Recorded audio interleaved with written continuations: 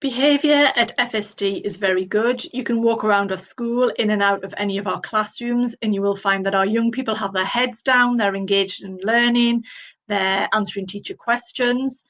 But where we have very few issues of minor behaviour, we will not tolerate that. So we have what we call a staged process in the classroom. So if any of our students are displaying any of these kinds of behaviour here, such as refusing to follow instructions, calling out, getting out of their seats and walking around, or distracting any of the students in any way, they may be given a stage warning. If that continues, they'll be given a stage 2 warning. And if that continues after that, they'll be given a stage 3 and removed from the classroom to our isolation room, which is referred to as B4 isolation. This will also be followed up with a half-hour leadership detention the following day as well.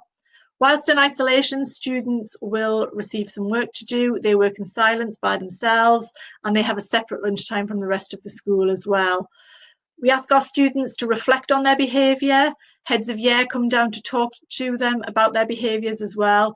And if it does happen, we would hope that it's remedied and that would be the first and only removal from lesson there. In our rewards and sanctions brochure, all of our sanctions have a point attached to them, which we refer to as behaviour points. So, for example, if students forget their planner or their equipment, they're given 1 behaviour point. And these are much more serious as we climb higher up the scale. So far more behaviour points are attached to those. We monitor and track how many behaviour points students are receiving, and we put intervention and support in place for those students who we are concerned are getting too many of those behaviour points. These are all linked to different phases in our behaviour policy. So I've already mentioned the stage process in the classroom. Sometimes students may be given an hour leadership detention or an isolation where they work in B4 for a day or a few days. For more serious things, they may be given an IFTI, an internal fixed term exclusion. This is obviously very serious. It is an exclusion, but it's hosted on site.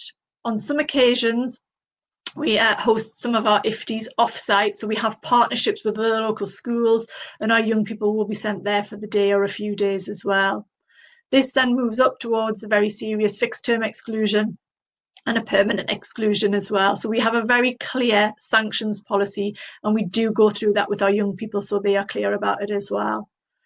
Hopefully, though, we won't have to talk about sanctions, and instead we can talk about rewards.